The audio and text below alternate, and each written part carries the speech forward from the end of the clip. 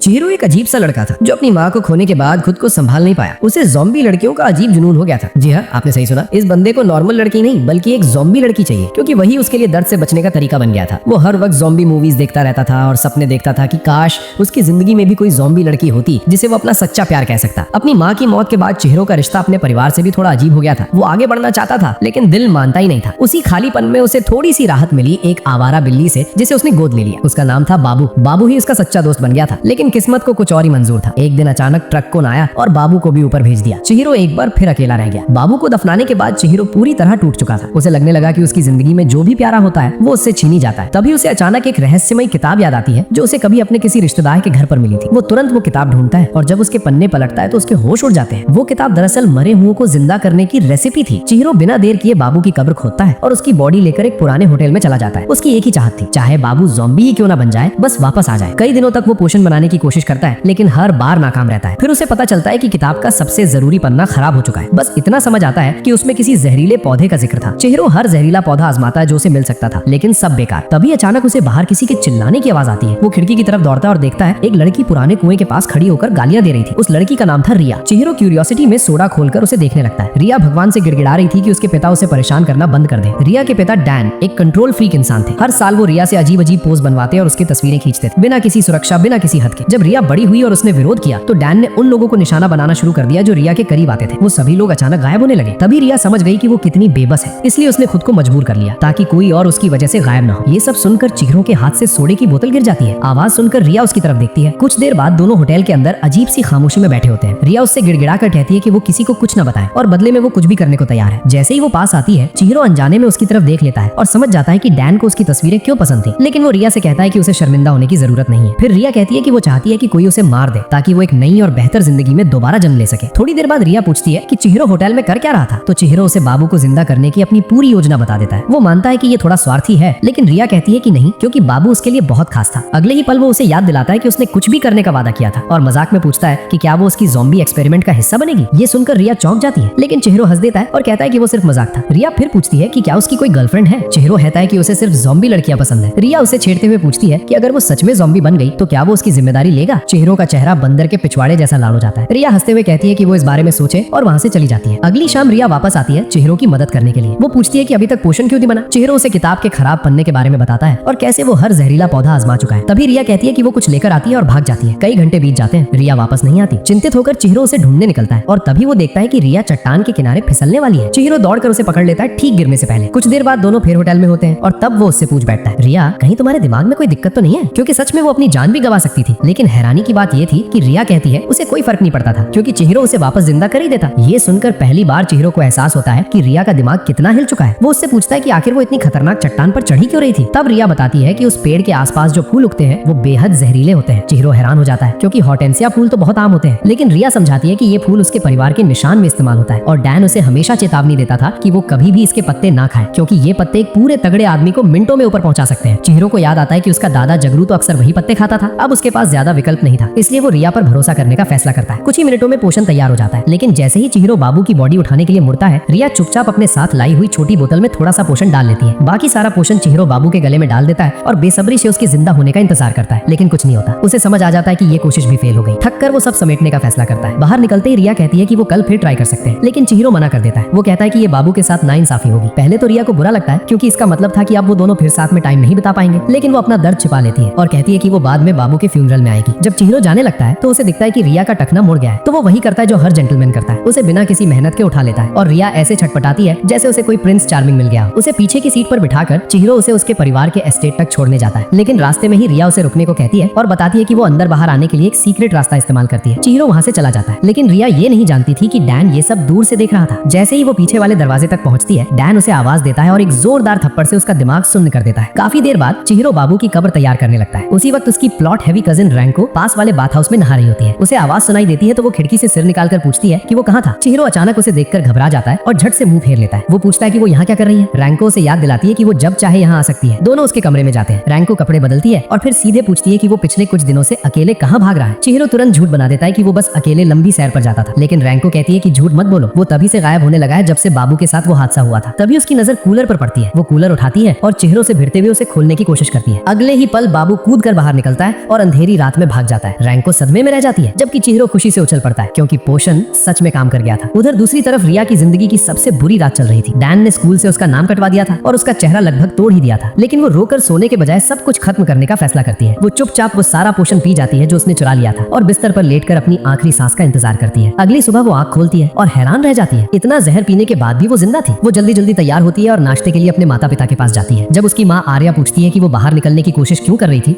तो रिया कोई बेवकूफ सा बहाना बना देती है, लेकिन आर्या को बस ये फिक्र होती है कि रिया की हरकतों से उसकी इमेज पर क्या असर पड़ेगा क्योंकि वो स्कूल की प्रिंसिपल है। आर्या जब रिया पर चिल्लाने लगती है तो डैन उसे रोक देता है, लेकिन आर्या बिना कुछ खाए वहाँ से चली जाती है। डैन इस मौके का फायदा उठाकर रिया से मारने के लिए माफी मांगता है, लेकिन रिया कहती है कि कोई जरूरत नहीं है, उसने इसे अपनी नाफरमानी की सजा मान लिया है। ये सुनकर डैन का दिल धड़क उठता है। वो रिया का चेहरा थामता है और कहता है सिर्फ मैं ही तुम्हारी हिफाजत कर सकता हूँ। तभी उसकी नजर रिया की यूनिफॉर्म पर पड़ती है और वो उसे याद दिलाता है कि अब उसकी पढ़ाई घर से ही होगी। उसी वक्त बटलर उससे बात करने आ जाता है। रिया वहाँ से चली जाती है, लेकिन छुपकर उनकी बातें सुनने लगती है और जो वो सुनती है उससे उसके पैरों तले जमीन खिसक जाती है। वो लोग चेहरों को बुरी तरह सजा देने की प्लानिंग कर रहे थे। इधर दूसरी तरफ चेहरो अभी भी इस बात की खुशी में होश खोकर बैठा है कि उसने बाबू को वापस जिंदा कर दिया, लेकिन रैंको को चिंता होने लगती है। उसे लगता है कि शायद चेहरो ने किसी खतरनाक दुनिया का दरवाजा खोल दिया है। जब वो देखती है कि उसकी छोटी बहन मीरो बिल्कुल भी परेशान नहीं है तो वो पूछती है कि उसे डर क्यों नहीं लग रहा। मीरो सीधा कह देती है कि उसे कभी उम्मीद ही नहीं थी कि उसका बेवकूफ भाई सच में ज़ॉम्बी को जिंदा कर पाएगा। चेहरो दोनों से कहता है कि इस बात पर ध्यान दो कि उसने अमर जिंदगी का रास्ता ढूंढ लिया है, लेकिन रैंको बाबू की आंखों में अजीब सा मरा हुआ लुक देख लेती है। जब चेहरो कहता है कि बाबू को बस थोड़ी चमक दमक की जरूरत है तो रैंको सच में डर जाती है। वो ज़ॉम्बी के दीवाने उस पागल से कहती है कि शायद उसने सबके लिए वॉकिंग डेड को सच बना दिया है। तभी चेहरो को भी एहसास होने लगता है कि बाबू का ज़ॉम्बी होना कितना खतरनाक हो सकता है, लेकिन उसी पल बाबू भाग जाता है। चेहरो तुरंत उसके पीछे दौड़ पड़ता है। जब वो देखता है कि रैंको भी पीछा कर रही है तो उसे अपने काम से दूर रहने को कहता है। रैंको जवाब देती है कि वो सिर्फ उसकी भलाई के लिए पीछे आई है क्योंकि उसके पास समझदारी से सोचने लायक अक्ल ही नहीं है। तभी बाबू एक नाले में घुस जाता है। रैंको रुक जाती है, उसे लगता है कि अब पीछा खत्म हो गया, लेकिन चेहरो नाले के अंदर उतर जाता है। उसी समय रिया फिर से घर से चुपके से निकलती है ताकि चेहरो को डैन से बचा सके, लेकिन आर्या जो ये सब पहले से देख रही थी खुद जाकर डैन को उलझाने का फैसला करती है। इधर रैंको भी नाले में चेहरो के पीछे जाती है, लेकिन थोड़ी दूर जाकर फंस जाती है। चेहरो अकेले ही बाबू का पीछा करता रहता है और आखिरकार वो दोनों उसी होटल में पहुंच जाते हैं। वो सोचने लगता है कि बाबू का उस होटल से क्या कनेक्शन है। उधर उसका स्कूल का दोस्त यासुताका ये मान चुका है कि उसे इस जिंदगी में किटी कभी नहीं मिलेगी, तो वो किसी और दोस्त मोगी के साथ उलझ जाता है। अच्छी बात यह है कि रिया ठीक समय पर वहाँ पहुंच जाती है और नजारा खराब होने से बच जाता है, लेकिन जब रिया चेहरों के बारे में पूछती है तो यासुताका सदमे में जम जाता है। वो सोचता है कि उसे चेहरों के बारे में कैसे पता है। रिया उसे कहती है कि चिंता मत करो और खुद चेहरों को ढूंढने निकल जाती है, लेकिन रास्ते में बटलर उसे देख लेता है और डैन को फोन करके पूछता है कि क्या उसे वापस घर लाना चाहिए। डैन कहता है कि उसका पीछा करो, शायद वो हमें चेहरों तक ले जाए। जब रिया आखिरकार होटल पहुंचती है उसी वक्त चेहरों देखता है कि बाबू वही पत्ते खा रहा है जिनसे उसने पोषण परफेक्ट किया था। उसे याद आता है कि यही वो जगह है जहाँ उसने कुछ दिन पहले रिया को बचाया था। तभी उसे चट्टान के पास देखता है और सोचता है कि वो इस वक्त वहाँ क्या कर रही है। अगले ही पल डैन वहाँ पहुँच जाता है। वो रिया से कहता है कि अगर वो अभी सब छोड़कर उसके साथ घर चल दे तो वो उसे माफ कर देगा। जब वो उसका हाथ पकड़ने की कोशिश करता है तो रिया उसका हाथ झटक देती है। वो कहती है कि उसे ऐसे पेश आना बंद करना होगा जैसे वो उसकी कोई चीज हो। चेहरो ये सब देख रहा होता है। डैन रिया से पूछता है कि क्या वो बस इतनी आजादी चाहती है कि जब चाहे बाहर जा सके, या फिर वो चेहरो जैसे किसी हारे हुए लड़के के साथ प्यार करना चाहती है। रिया कुछ नहीं बोल पाती, वो वहीं जम जाती है, लेकिन डैन के लिए यही जवाब काफी था। वो उसका हाथ पकड़कर उसे जबरदस्ती घर ले जाने लगता है। रिया उससे छूटने की कोशिश करती है, तभी बाबू दौड़कर उसकी मदद के लिए आता है। बाबू को देखते ही डैन घबरा जाता है क्योंकि उसे बिल्लियों से सख्त एलर्जी है। वो रिया से पीछे हटने को कहता है, लेकिन रिया उसकी बात नहीं मानती और बाबू को करीब से देखने लगती है। जब उसे समझ आता है कि चेहरों का पोषण सच में काम कर गया है तो वो खुशी से भर जाती है, लेकिन तभी डैन बाबू को मारने की कोशिश करता है। रिया उसे रोकने के लिए आगे आती है, लेकिन धक्का लगने से वो चट्टान के किनारे से नीचे गिर जाती है। सबकी आंखों के सामने वो सिर के बल गिरती है और एक पेड़ के ठूंठ से टकरा जाती है। उसका शरीर बुरी तरह जख्मी हो जाता है और वो वहीं दम तोड़ देती है। चेहरो दौड़कर उसके पास पहुंचता है और उसकी हालत देखकर वहीं टूट जाता है। जब चेहरो को याद आता है कि उसने रिया से वादा किया था कि अगर वो ज़ॉम्बी बनी तो वो उसे वापस ले आएगा, तो उसकी हालत खराब हो जाती है क्योंकि सच ये था कि उसने कभी सच में ऐसा करने का प्लान बनाया ही नहीं था। वो डर के मारे उसकी तरफ पीठ कर लेता है, लेकिन तभी उसे हल्की सी आवाज सुनाई देती है। रिया उसका नाम पुकार रही थी। वो पलट कर देखता है और उसके रोंगटे खड़े हो जाते हैं। रिया उठ चुकी थी, उसका शरीर अंदर से फटा हुआ था और सब बाहर निकल रहा था। वो धीरे धीरे चलकर उसके पास आती है और उसे याद दिलाती है कि उसने वादा किया था अगर वो ज़ॉम्बी बनी तो वो उसकी जिम्मेदारी लेगा। डर से कांपते हुए भी चेहरो हामी भर देता है और उसी पल रिया उसके सीने में गिर जाती है। बटलर ये सब देखकर मान लेता है कि भगवान ने रिया को दूसरी जिंदगी दी है। उधर डैन अपनी ही पत्नी को मार देने के गुनाह में अंदर से टूट जाता है। तभी बटलर उसे कहता है, देखिए। जैसे ही डैन रिया को खड़ा देखता है वो घबराकर उसे हॉस्पिटल ले जाने दौड़ पड़ता है, लेकिन रिया उसका हाथ झटक देती है और कहती है अब उस पर उसका कोई हक नहीं है क्योंकि उसकी बेटी अब जिंदा ही नहीं है। उसी दिन बाद में डैन खुद को बाथरूम में बंद कर लेता है। घर के लोग अफवाहें उड़ाने लगते हैं कि रिया घर से भाग गई है ताकि डैन की पागलपन भरी दीवानगी से बच सके। तभी आर्या ये बातें सुन लेती है और सबसे वजह पूछती है। लोग बताते हैं कि डैन कह रहा है रिया ने घर लौटने से मना कर दिया है। तुरंत आर्या बाथरूम की तरफ जाती है उससे बात करने। नौकरानियां नोटिस करती है कि आर्या से शराब की बदबू आ रही है और आपस में फुसफुसाने लगती है। कुछ देर बाद आर्या गुस्से में बाथरूम का दरवाजा खोलती है और पूछती है कि ये सब क्या बकवास चल रही है, लेकिन डैन होश में ही नहीं होता। वो बस रिया के छोड़कर चले जाने की बात बुदबुदाता रहता है। तभी बटलर समझाता है कि रिया ने घर लौटने से मना कर दिया है और अब वो चेहरों के साथ रह रही है। चेहरों का नाम सुनते ही डैन को सब याद आ जाता है। उसे यकीन हो जाता है कि अगर वो उस चोमू से बॉयफ्रेंड को हटा दे तो रिया वापस आ जाएगी। वो बाथ टब से बाहर निकलता है और प्लान बनाने लगता है। आर्या बस चुपचाप खड़ी रहती है। उधर चेहरों सोच रहा होता है कि रिया खुद को इतनी आसानी से सी क्यों रही है। रिया उसे बताती है कि उसके स्कूल में सबको सिलाई की क्लास लेनी पड़ती है। सिलाई पूरी होते ही वो खुशी से भर जाती है क्योंकि अब उसे दर्द महसूस नहीं होता। लेकिन चेहरों उसे पकड़कर पूछता है कि इतना सब होने के बाद वो खुश कैसे हो सकती है। जब रिया अचानक कहती है कि ये पहली बार है जब वो किसी लड़के के कमरे में आई है तो चेहरों सोचता है कि शायद गिरते वक्त उसकी कुछ अक्ल भी चली गई। काफी देर बाद रिया खिड़की से बाहर झांकती है और नजारा देखने लगती है। चेहरों की नजर उससे हट ही नहीं रही थी। तभी रिया उसे बाबू को दिखाने के लिए बुलाती है। चेहरों नोटिस करता है कि अब बाबू की आंखें नॉर्मल हो गई हैं, लेकिन रिया को उसकी आवाज में दिलचस्पी होने लगती है। वो पूछती है कि क्या ये ज़ॉम्बी पोशन का असर है। चेहरों बताता है कि बाबू की आवाज हमेशा से ही अजीब थी। रिया मुस्कुराकर कहती है कि बाबू को वो पेड़ बहुत पसंद है जिस पर वो बैठा है। तभी चेहरों को एहसास होता है कि रिया बाबू की बातें समझ पा रही है। वो सोचने लगता है कि उसके अंदर और क्या क्या बदल गया होगा, लेकिन तभी रिया उसकी घूरती नजर पकड़ लेती है और पूछती है क्या वो चाहता है कि वो बिल्कुल वैसी हो जैसी उसकी ज़ॉम्बी मूवीज में होती है। चेहरों बात टाल देता है और पूछता है कि क्या वो सच में ज़ॉम्बी बनकर ठीक है। रिया हाँ कहती है और उसे याद दिलाती है कि अब उसे उसकी जिंदगी की जिम्मेदारी लेनी होगी। चेहरों आखिर पूछ ही लेता है कि वो जिम्मेदारी से क्या मतलब रखती है। सीधा जवाब देने के बजाय रिया उससे कहती है कि वो उसे शहर की सारी अच्छी जगह दिखाए। वो बस एक नॉर्मल जिंदगी जीना चाहती है। चेहरों उसे याद दिलाता है कि उसकी हालत में कुछ भी नॉर्मल नहीं है। वो पूछता है कि क्या सच में बस यही चाहिए। अचानक रिया उसे पकड़ लेती है और पूछती है इसमें गलत क्या है। वो धीरे धीरे उसके करीब आने लगती है उसे चूमने के लिए, लेकिन तभी रैंको वहाँ आ जाती है और चेहरों पर चिल्लाने लगती है कि उसने उसे अकेला क्यों छोड़ दिया। चेहरों जल्दी से सिर बाहर निकालकर जवाब देता है। रिया को छुपाता है और रैंको से कहता है अंदर मत आना। चेहरों रिया से कहता है कि वो अंदर ही रहे और खुद बाहर रैंको से मिलने चला जाता है। इधर रिया सोच में पड़ जाती है कि उसे अचानक चेहरों को चूमने का मन क्यों कर रहा है। कुछ मिनट बाद चेहरों रैंको को नदी के किनारे ले जाता है और उसे छोड़कर भाग जाने के लिए माफी मांगता है। फिर वो उसे समझाता है कि अब बाबू की चिंता करने की जरूरत नहीं है। आखिरकार रैंको का गुस्सा शांत हो जाता है, लेकिन तभी यासुताका भागता हुआ आता है और दूर से ही चेहरों को आवाज देता है। चेहरों तुरंत वहाँ से निकल लेने की सोचता है, लेकिन यासुताका उसके सामने घुटनों कर बैठ जाता है और गिड़गिड़ाकर कहता है कि उसे रिया से मिलना है। ये सुनते ही रैंको को याद आता है कि कुछ दिन पहले उसने उससे रिया के बारे में पूछा था। वो चेहरों से पूछती है तो क्या यही वजह थी, लेकिन चेहरों मना कर देता है। वो कहता है कि वो रिया को जानता भी नहीं, बस यूं ही हम रास्ते में टकरा गए थे। तभी मोगी बोलता है कि उन्हें खुश होना चाहिए क्योंकि अगर चेहरों को रिया पसंद आ गई है तो जरूर उसने ज़ॉम्बी वाला जुनून छोड़ दिया होगा। ये सुनकर चेहरों फैसला करता है कि सच अपने तक ही रखेगा क्योंकि अगर उसने सब बता दिया तो ये लोग पागल हो जाएंगे। उधर रिया अब ये सोच कर थक चुकी थी कि रैंको चेहरों के लिए कौन है, तो वो नहाने का फैसला करती है। लेकिन जैसे ही वो पानी खोलती है उसे समझ ही नहीं आता कि पानी गर्म है या ठंडा। फिर वो ये सोचकर खुश हो जाती है कि कम से कम अब वो बिना डैन के छुपकर देखे नहा सकती है। वो बाथटब में मिले खिलौने से खेलने लगती है। तभी अचानक जागुरु अंदर घुस आता है। रिया जल्दी से खुद को ढक लेती है ताकि उसका दिमाग खराब ना हो, लेकिन जागुरु उस पर झपट पड़ता है और उसे सदा कहकर बुलाते हुए उसे पकड़ने की कोशिश करता है। किसी तरह रिया खुद को छुड़ाती है और बाथरूम का दरवाजा बंद कर देती है। जागुरु को अंदर ही छोड़कर वो दौड़कर चेहरों के कमरे में चली जाती है। तभी मीरो वापस आती है और जागुरु उस पर भी हाथ डालने की कोशिश करता है, लेकिन मीरो उसे आसानी से रोक देती है और पूछती है तू मुझे सदा क्यों कह रहा है, तेरी बीवी का नाम तो कियो था। उधर रिया अपने फैसलों पर शक करने लगती है। वो सोचती है क्या डैन की क्रीपी बर्थडे फोटोशूट इससे बेहतर नहीं थे कि यहाँ चेहरों के पागल दादा से सरप्राइज अटैक झेलना पड़े। काफी देर बाद चेहरों वापस आता है और रिया को फर्श पर फैली हुई देखकर चौंक जाता है। वो जल्दी से उसे ढक देता है और ठंड लगने का खतरा बताता है। रिया उसे याद दिलाती है कि ज़ॉम्बी बीमार नहीं पड़ते। तभी चेहरों को एहसास होता है कि उसने अब तक ये जानने की कोशिश ही नहीं की कि ज़ॉम्बी होना कैसा लगता है। वो उससे पूछता है कि क्या उसके पेट में दर्द होता है। रिया कहती है कि हादसे के बाद उसका पेट ही ज्यादा नहीं बचा। वो ये भी बताती है कि अब उसे शरीर हिलाने में पहले से ज्यादा दिक्कत हो रही है। चेहरों उसके हाथों को ध्यान से देखता है और समझ जाता है उसका शरीर अभी भी सड़ रहा है, यानी जल्द ही वो हिलने डुलने के काबिल भी नहीं रहेगी। चेहरों उसे उठाकर अपने बिस्तर पर लेटाता है, उसे ढकता है और खुद मंदिर में सोने का फैसला करता है, लेकिन नींद नहीं आती। वो बस यही सोचता रहता है कि रिया के शरीर को सड़ने से कैसे रोका जाए। अगली सुबह वो मीरो के कमरे में जाता है और उससे उस किताब के बारे में पूछता है जो वो पहले पढ़ रही थी, लाशों को सुरक्षित रखने वाली। मीरो बताती है कि वो किताब उसने किसी दोस्त को दी है। फिर पूछती है कि उसे अचानक बॉडी प्रिजर्व करने में दिलचस्पी क्यों आ गई। चेहरों बात टाल देता है। कुछ देर बाद वो अपने कमरे के बाहर पोस्टर लगा देता है कि कोई अंदर ना आए। फिर एसी चला देता है ताकि रिया का शरीर जितना हो सके बचा रहे। वो उसकी हर छोटी हरकत पर नजर रखता है कि कहीं कोई मूवमेंट तो नहीं। तभी उसके पापा ड्यून उसे आवाज देते हैं। चेहरों घबरा जाता है। वो रिया को ढक कर कहता है कि वो 2 मिनट में बाहर आ रहा है। तभी उसे एहसास होता है कि रिया को बिस्तर पर छोड़ना बहुत बेवकूफी थी। वो जल्दी से अलमारी में एक अस्थायी बिस्तर बनाता है, लेकिन उसे वहाँ ले जाते वक्त वो अपनी एक मूवी पर फिसल जाता है और ऐसी हालत में गिर पड़ता है जिसका सपना कुमारे लोग सालों से देखते आए हैं। उसी पल ड्यून फिर से आवाज लगाते हैं। चेहरों जल्दी जल्दी रिया को अलमारी में सुलाता है और खुद को संभालते हुए सोचता है शाम तक उसकी अकड़ शायद ठीक हो जाए। जब चेहरों को रिया के पेट की आवाजें सुनाई देती हैं, मानो उसका अंदरूनी हिस्सा खाने के लिए गिड़गिड़ा रहा हो, तो वो उससे वादा करता है कि वो उसके लिए कुछ खाने को लेकर आएगा और बाहर निकल जाता है। कुछ मिनट बाद नाश्ते के दौरान जो गलती से टोफू को कुछ और समझ लेता है, तब ड्यून उसे समझाता है कि इसका स्वाद कैसा होता है ताकि वो याद रख सके। इधर चेहरों रिया की उस इच्छा के बारे में सोचने लगता है जिसमें वो एक नॉर्मल लड़की की तरह जीना चाहती थी। जिज्ञासा में वो मीरो से पूछता है कि नॉर्मल लड़की होना कैसा लगता है। मीरो कंफ्यूज हो जाती है और पूछती है कि कहीं उसने बाबा जी की भांग तो नहीं खाई है। चिहिरो फिर से बात टाल देता है और उसे सब भूल जाने को कहता है ताकि वो शक के दायरे में न आए। उसी समय रैंको, जो अभी अभी रिया के घर एक डिलीवरी करके निकली होती है, देखती है कि पास की झाड़ियों से हेलन नाम की लड़की रेंगती हुई बाहर आ रही है। हेलन बताती है कि वो ये जानना चाहती थी कि रिया स्कूल क्यों नहीं आ रही, लेकिन रैंको पहले से ही झुंझलाई हुई होती है। वो हेलन से कहती है कि अगली बार दरवाजे की घंटी इस्तेमाल करे, ना कि किसी झंडू की तरह झाड़ियों से निकले। रैंको वहाँ से चली जाती है, लेकिन हेलन उसका पीछा करती रहती है और रिया की तारीफों के पुल बांधने लगती है कि वो कितनी कमाल की है, कितनी हॉट है। आखिरकार रैंको का सब्र टूट जाता है। वो उस बेशर्म बकबक से तंग आकर उसे वहीं छोड़कर चली जाती है, उम्मीद में कि उसे कोई ढंग का इंसान मिल जाए। इधर चिहिरो के घर में स्कूल की छुट्टी होने की वजह से पूरा घर साफ करने का काम शुरू हो चुका था। चिहिरो अपना काम जितनी जल्दी हो सके निपटाना चाहता है ताकि वो रिया पर ध्यान दे सके, लेकिन तभी ड्यून उसे फिर से बुलाता है और पूछता है कि जब बाबू को अभी अभी दफनाया है तो उसने दूसरी बिल्ली कैसे पाल ली। चिहिरो उसे आराम करने को कहता है क्योंकि ये वही बाबू है। ये सुनकर ड्यून और ज्यादा कंफ्यूज हो जाता है और उसे डर लगने लगता है कि कहीं चिहिरो सच में पागल तो नहीं हो गया। इसका सबूत देने के लिए चिहिरो जागुरु से पूछता है कि क्या उसने बाबू को कहीं देखा है, लेकिन जागुरु को बस इतना याद है कि उसने बाथरूम में अपनी प्यारी सदा को देखा था। इससे पहले कि चिहिरो पूछ सके कि सदा कौन है, जागुरु अचानक कुछ बोल देता है कि उसने भी कभी रेजरेक्शन पोशन बनाने की कोशिश की थी। ये सुनकर चिहिरो की दिलचस्पी बढ़ जाती है और वो उससे और पूछना चाहता है, लेकिन जागुरु का दिमाग जैसे फैक्ट्री रीसेट हो जाता है तो चिहिरो हार मान लेता है। तभी मीरो ऑफर करती है कि वो उसका कमरा साफ कर दे क्योंकि वो शायद कबाड़ से भरा होगा, लेकिन चिहिरो तुरंत उसे रोक देता है और कहता है कि वो खुद साफ कर लेगा। इससे पहले कि मीरो पूछे क्यों, रैंको दोपहर का खाना लेकर आ जाती है। ड्यून तुरंत भगवान से प्रार्थना करने लगता है कि काश चिहिरो को एक दिन रैंको जैसी पत्नी मिल जाए। रैंको इस मौके का फायदा उठाकर चिहिरो को छेड़ती है कि वो अभी भी सिंगल है। फिर वो उसे रिया के गायब होने के बारे में बताती है। वो ये भी कहती है कि उसके परिवार में सब लोग किसी न किसी चीज के लिए बहुत ज्यादा मेहनत कर रहे हैं। चिहिरो बात बदलने की कोशिश करता है ताकि इस पर चर्चा ना हो, लेकिन रैंको रुकते नहीं। वो कहती है कि शायद रिया घर से भाग गई है किसी ऐसे लूजर के साथ रहने के लिए जिससे उसे प्यार हो गया है। तो दोस्तों, ये वीडियो यहीं पर खत्म होती है। अगर आपको ये वीडियो अच्छा लगा हो तो वीडियो को लाइक और चैनल को सब्सक्राइब जरूर करें। अगर आप इसका अगला पार्ट भी चाहते हैं तो कमेंट्स में नेक्स्ट पार्ट जरूर लिखना।